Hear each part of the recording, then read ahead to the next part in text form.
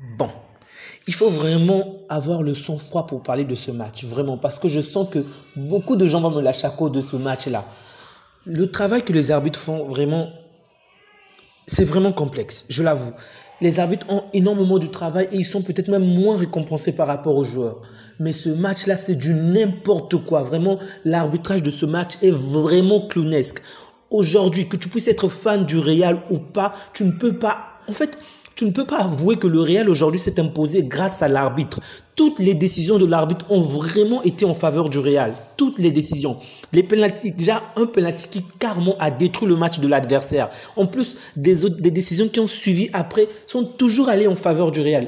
C'est totalement normal que généralement qu'on puisse siffler en faveur des grandes équipes, des grands joueurs. Je l'ai dit hier avec Kylian Mbappé. Aujourd'hui encore, avec le Real, ça c'est carrément aberrant. Vraiment, c'est aberrant. Lorsque c'est en faveur du Real, il siffle directement le but. Alors que lorsque c'est l'équipe adverse, donc lorsque c'est le Real qui commet des fautes, le mec ne consulte même pas la VAR, il ne prend même pas le temps. Vraiment, aujourd'hui, le Real a gagné. Ok, pas de problème. Bravo à eux. Une fois de plus, Bellingham a vraiment été monstrueux. Ça, il n'y a rien à dire. Pour moi, c'est vraiment le meilleur des meilleurs en ce moment. Mais le Real Madrid s'est imposé grâce aux décisions de l'arbitre. Et ce qui m'énerve, c'est que si vous suivez l'actualité espagnole, vous allez voir, les journaux vont bientôt en parler. En fait, ils vont discuter pendant des mois des décisions arbitrales, mais ils ne vont pas signaler les problèmes d'arbitre. Là, je parle des pros madriens, bien évidemment. C'est ça qui va le plus énerver. Vraiment, si vous avez le temps de lire... les journaux espagnols, il y a des versions françaises bien évidemment. Prenez juste le temps de consulter. Vous verrez qu'on va parler de ce match-là, mais ils vont pas tenir compte des points négatifs en faveur du Real. Le pire, c'est que l'arbitre n'a même pas tenu compte des émotions. Je peux comprendre qu'il donne un carton rouge au coach adverse, ce qui est normal. Vraiment, je comprends. Le coach adverse avait un peu peut-être dépassé les bornes. Mais dans notre contexte, on peut totalement comprendre ce coach-là parce que Francisco José Hernandez a carrément gâché ce match. Ce match a vraiment été gâché à cause des décisions arbitrales, du début jusqu'à la fin du match. Rendez-vous compte que le Real s'est fait malmener. Je répète encore, c'est normal vu le contexte, que ce soit le Real ou le Barça. En ce moment, ces équipes-là sont épuisées parce qu'elles ont beaucoup joué. Je l'ai déjà dit la fois dernière. En plus des matchs très importants. Mais aujourd'hui, le Real s'est fait laminer contre le dernier du championnat qui n'avait pas gagné un seul match jusqu'à présent. Bon, qui n'a pas gagné puisqu'on vient de les battre. Jusque-là, Almeria n'avait jamais gagné de match. Mais Almeria a réussi à taper le Real pendant toute une période.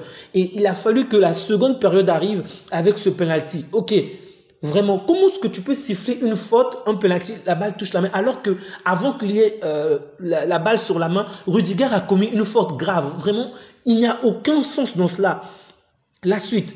Bon, le but de, il s'appelle comment? Le but de Vinicius peut poser débat dans le sens où il touche avec l'épaule. Pour moi, c'est pas un problème sans but en tant que tel parce que l'épaule, c'est une partie du bras. Je peux accepter le but, même si on peut également débattre sur la faute qu'il commet sur le défenseur. Bon, ça, c'est peut-être une question de point de vue. Ça ne me poserait aucun problème que l'arbitre valide le but. Mais le premier penalty que l'on marque, c'est déjà une faute. Ensuite, étant donné qu'il a sifflé sur des actions, déjà sur des erreurs, il y a eu des erreurs d'arbitrage lors de la première action, il aurait dû être clément également avec le but d'Almeria, ou plutôt dans les décisions à venir, mais pas du tout. Pendant tout le match, il a vraiment été dur envers Almeria. Je comprends que c'est le dernier du championnat, c'est facile, il ne va pas se faire dézinguer, mais quand même, c'est abusé. Il a vraiment gâché ce match. Ensuite, en deuxième période, il y a une collision entre, il s'appelle comment, Bellingham et le joueur d'Almeria. Comment est-ce que tu peux sanctionner le gars qui touche le ballon avant Bellingham? Ça n'a aucun sens.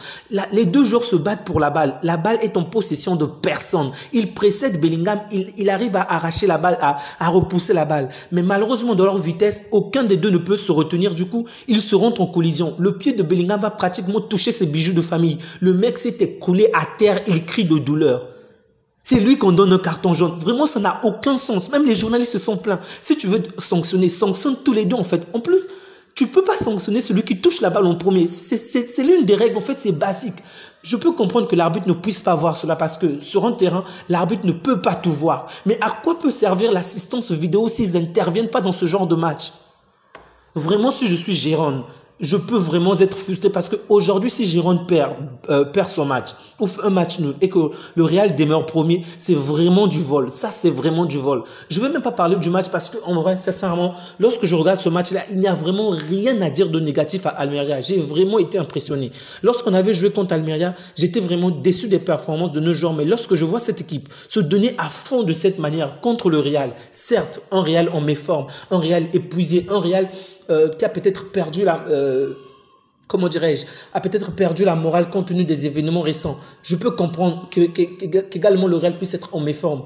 Mais Almeria a juste été brillant. Vraiment, bravo aux joueurs d'Almeria. Ils ont vraiment été fantastiques. Je ne le dis pas parce que je veux dézinguer le Real. Même lorsqu'il y a des actions contre le Barça ou le Paris Saint-Germain, comme c'était hier, je le dis clairement. Aujourd'hui, on ne peut pas dire que la victoire du Real puisse être méritée. La détermination, je suis d'accord.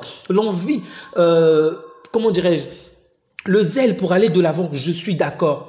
Mais dire que le Real a gagné par ses propres moyens, sans qu'il y ait vraiment une intervention flagrante de l'arbitre, ça serait du vol, du mensonge. Vraiment, l'arbitre est la première personne qui est à l'origine de la victoire du Real.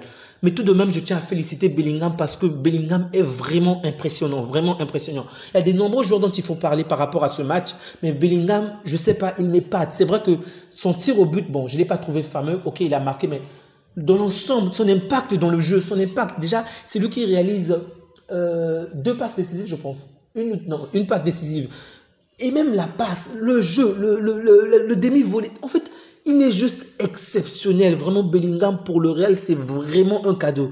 Bon, bref, je vais rester sur cette note positive afin de vraiment me concentrer pour le match à venir. Prenez soin de vous et des vôtres et que Dieu vous garde.